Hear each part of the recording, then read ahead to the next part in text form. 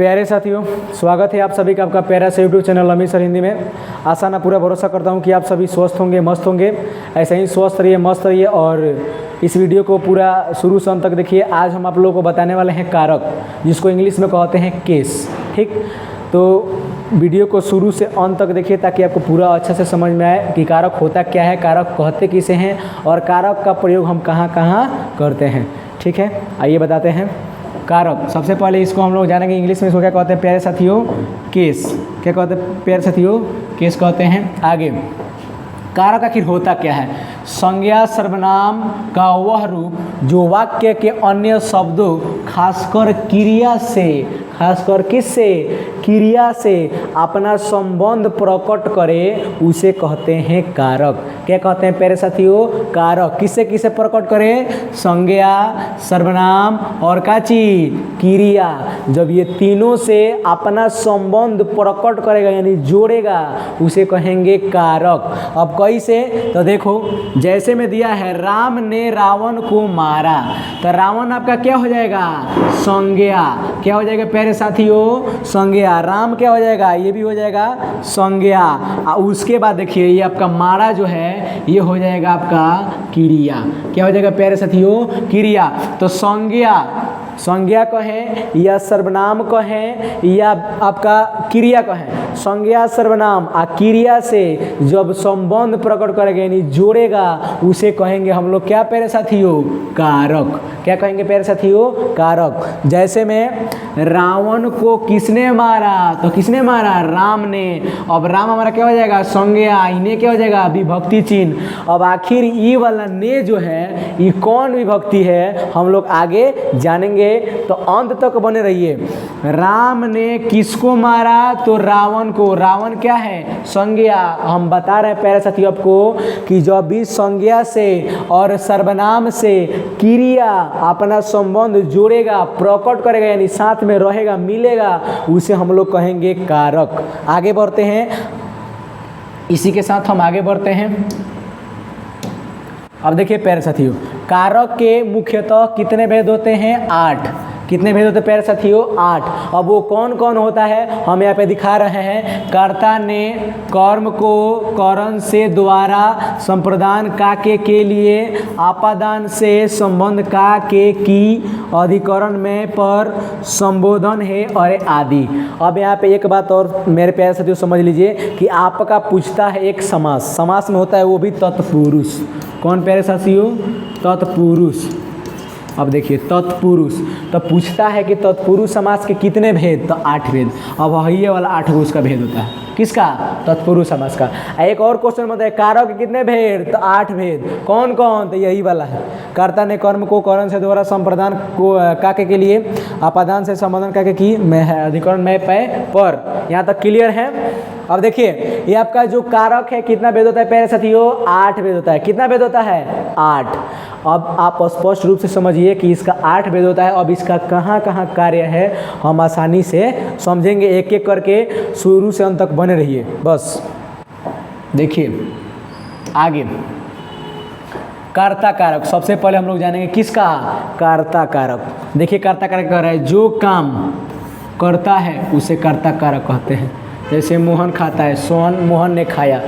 अब जो काम करेगा उसे कहेंगे कर्ता कारक। अगर हम काम करेंगे तो क्या कहेंगे? कर्ता कारक। बात समझ रहे हैं ना? हम काम करेंगे तो कर्ता कारक, जो आप काम करेंगे कर्ता कारक, जो काम करेगा वो हो जाएगा आपका क्या? कर्ता कारक। आसान पूरा भरोसा करता है कि यहाँ तक समझ गए होंगे आप। आगे देखिए, अब इसमें मोहन खाता है तो यहाँ पे ये लोप है, लोप विभक्ति, यानी कि इसमें विभक्ति चिन्ह छुप गया है। उसी प्रकार से इसमें स्पष्ट हो रहा है यहाँ पे कि इसमें विभक्ति चिन्ह स्पष्ट दिखाई दे रहा है। मोहन ने खाया। अब ने हमारा क्या है? विभक्ति चिन्ह। ने हमारा क्या है? विभक्ति चिन्ह। अब यही विभक्ति चिन्ह प्रश्न पूछेगा मोहन ने खाया में कौन कारक है? तो आपका कौन कारक हो जाएगा? कर्ता कारक। कौन कारक होगा प्यारे साथियों? कर्ता कारक। चलिए आगे बढ़ते हैं। कर्म कारक, कर्ता द्वारा संपादित क्रिया का प्रभाव जिस व्यक्ति या वस्तु पर पड़े उसे कर्ता कारक कहते हैं। अब जैसे सोहन आम खाता है, सोहन क्या खा रहा है? आम। अब सोहन का दांतों का प्रभाव, जब वो आम काटेगा तो दांतों का प्रभाव किस पे पड़ेगा? आम पे। अब हमारे द्वारा जो भी काम किया जाएगा अगर प्रभाव दूसरे किसी पे पड़ेगा तो उसे कहेंगे कौन कारक? कर्म कारक। कौन कारक कहेंगे प्यारे साथियों? कर्म कारक। उसी प्रकार से सोहन मोहन को पीटता है। अब मान लीजिए कि हम आपको पीटेंगे तो प्रभाव की चोट किसको लगेगा? आपको। साधारण सा बात है। तो सोहन मोहन को जब पीटता है तो सोहन पीट रहा है किसको? मोहन को। चोट किसको लगेगा? मोहन को। बात समझ रहे हैं ना? चलिए इसी के साथ हम आगे बढ़ते हैं। यहाँ तक समझ गए होंगे। आगे करण कारक।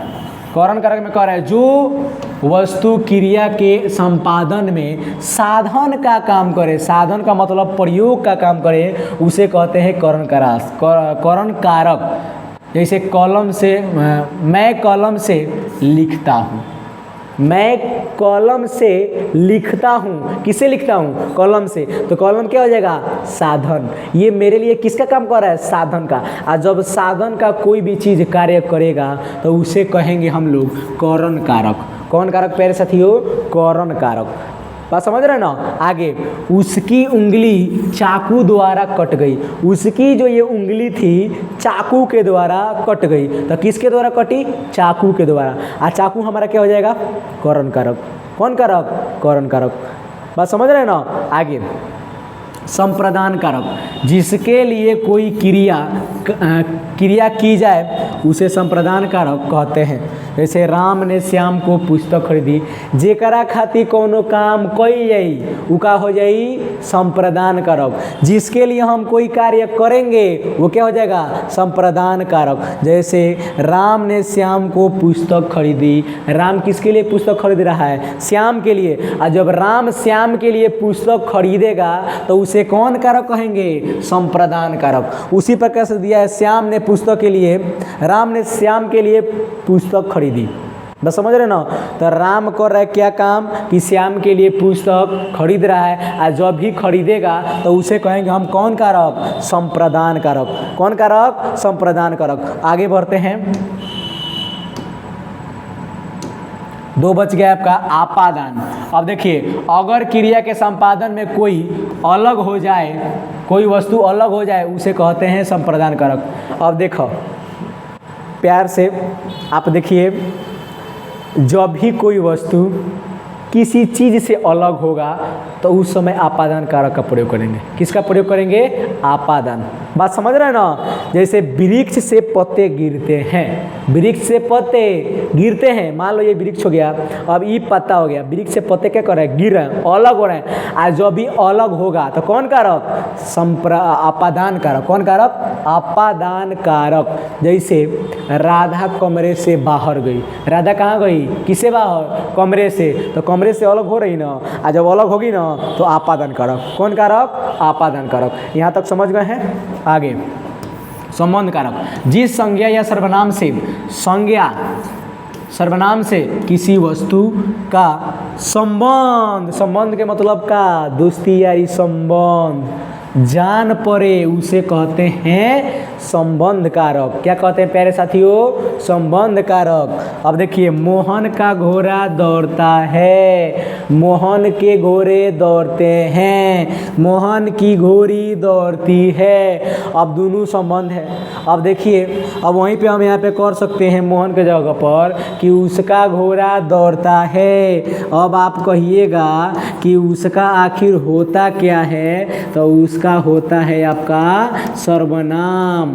क्या होता है प्यारे साथियों? सर्वनाम। मोहन का घोड़ा दौड़ता है या उसका घोड़ा दौड़ता है, ये क्या हो जाएगा? सर्वनाम। आगे देखिए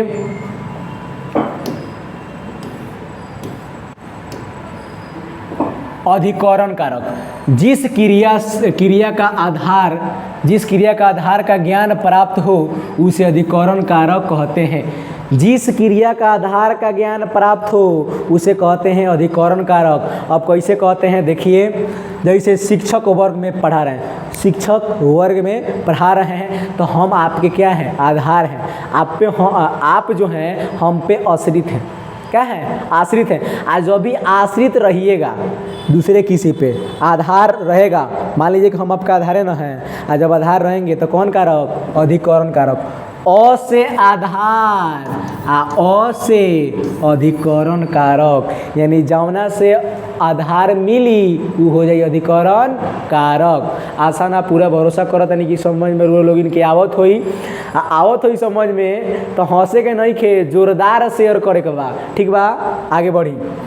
मोहन छत पर बैठा है। अब मोहन कहाँ बैठा है, छत पर। अब मान लीजिए छत नहीं रहेगा तो वो बैठेगा, नहीं बैठेगा। वो छत क्या है, आधार है। अब मोहन छत पर बैठा है, ये आधार हो गया। और जब हमको आधार मिल जाएगा तो कौन कारक, अधिकरण कारक। आगे देखिए, संबोधन कारक, जिस क्रिया से किसी के पुकारने या संबोधन का बोध हो उसे कहते हैं संबोधन कारक।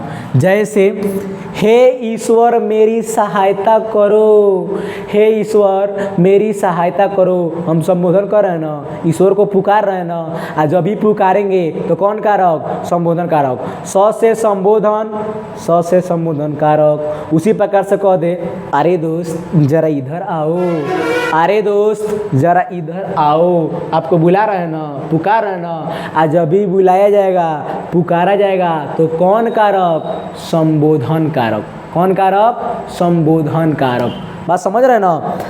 आगे देखिए, यहाँ तक आपका कारक समाप्त हो गया।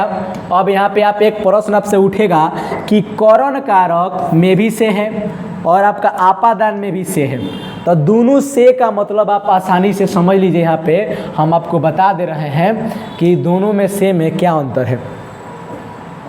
अच्छा समझिएगा, यहाँ पे दिया है ना करण कारक, जैसे मैं कलम से लिखता हूँ, तो यहाँ पे देखिए एगो बात अच्छा समझिएगा मेरे प्यारे साथियों। करण कारक में जो से है, करण जो कारक में से है वो संबंध को जोड़ता है, यानी कि आधार।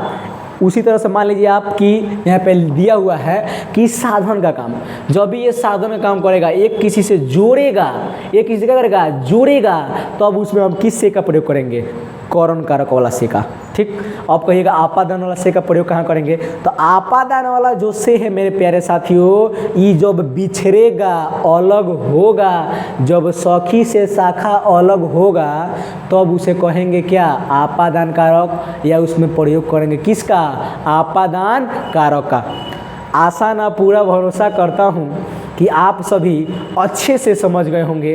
अगर अच्छे से समझ गए हैं तो अपने छोटा भाई का वीडियो जोरदार शेयर कीजिए और लाइक कीजिए, कमेंट कीजिए, सब्सक्राइब कीजिए और ज़्यादा से ज़्यादा शेयर कीजिए आप अपने छोटे भाई के पास, ताकि जिनको दिक्कत है कारक में आसानी से समझ में आ जाए। बाकी के लिए जय हिंद, धन्यवाद।